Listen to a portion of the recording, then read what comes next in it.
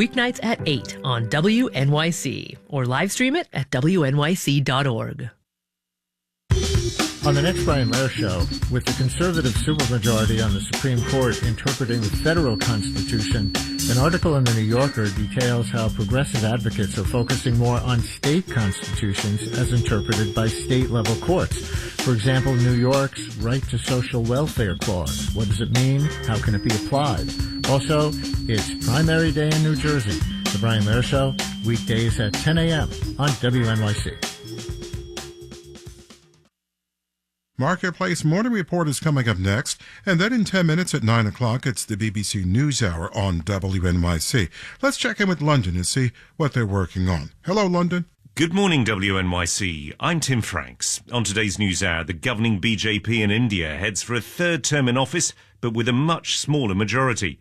That's BBC NewsHour, coming up at 9 on WNYC.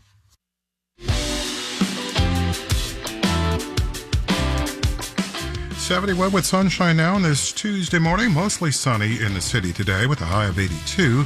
Patchy fog overnight down to 63. Then tomorrow, it looks like we start this spell of shower and thunderstorm chances all the way through Sunday during the day and at night. Tomorrow, otherwise mostly cloudy and 84 a high. Once again right now, 71 with sunshine on our way to a high of 82 with sunny skies. It's 8:52.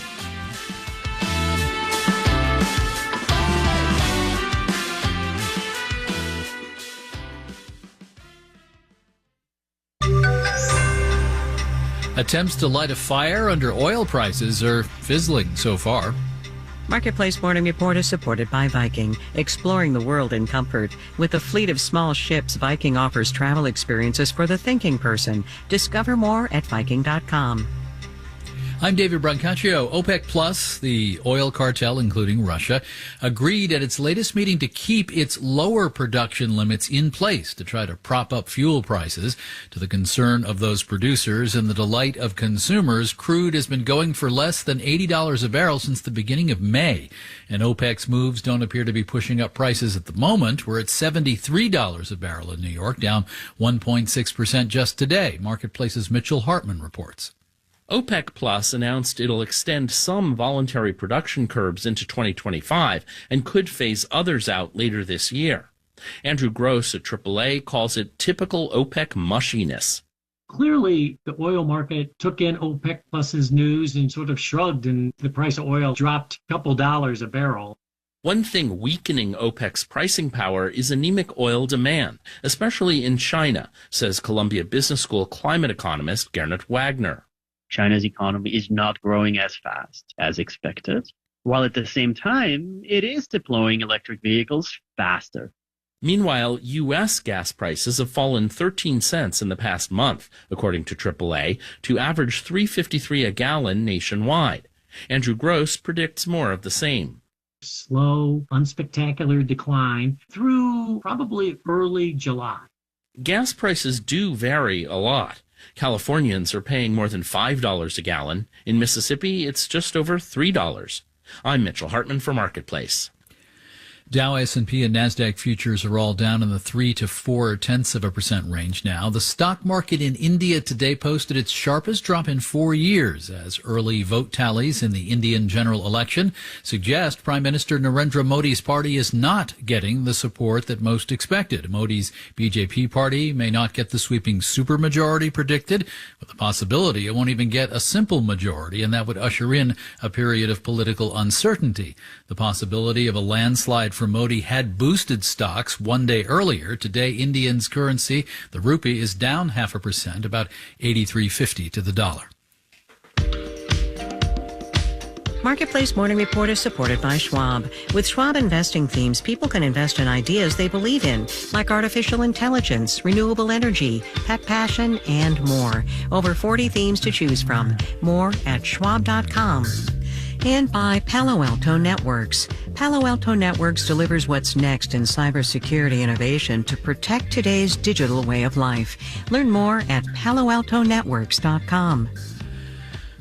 Now to stories this week to learn from cities adapting for the future of how we work and live. Pandemic and remote work are key catalysts. In Detroit, General Motors announced a milestone. It's moving its headquarters from the landmark Renaissance Center overlooking the waterfront, big GM logo on top. Its newer, smaller structure says a lot about how a big company sees the future of work. Marketplace's Nova Safo reports. The Renaissance Center in Detroit is a 5.5 million square foot cluster of round towers. GM's logo adorns the very top of the main tower, the tallest building in Detroit and the most recognizable in its skyline. A shopping mall on the ground floors connects the buildings and displays GM vehicles past and present. The 1955 Chevrolet was the perfect vehicle. Literally like a museum to GM. Well, they own the place. We're taking a tour of the complex with Andrew Gwynn of Wayne State University, a go-to researcher on all things related to economic development in Detroit. And he explains that the Renaissance Center, envisioned in the 1960s as a separate place in Motor City which one could drive to, has always been a flawed concept. The idea at the time was really to kind of create a piece of suburbia in downtown Detroit, putting almost a fortress downtown that white suburbanites would feel safe to come work and shop in. Struck many Detroiters as not the solution that the city needed. And the Renaissance Center has struggled to attract corporate tenants for much of its existence. Now, GM is moving out. It will relocate to a modern office building wrapped in glass about a mile north of the Renaissance Center along a stretch of street that's been revitalized and now houses high-end shops and restaurants. When I was a kid, downtown Detroit was kind of rough to come down to. That's Jeremy Greer, a valet at a boutique hotel across the street from GM's future headquarters. At one point, nearly a third of the city's land was vacant or abandoned. It lost more than half its population as the auto industry expanded operations outside of Detroit's core and into the suburbs. Like a lot of buildings you see now that's open was closed, boarded up, vandalized, graffiti all over them, and now they apartment buildings, people living there, restaurants, shops like that. Detroit has spent years working on its revival. Last month, it celebrated a milestone.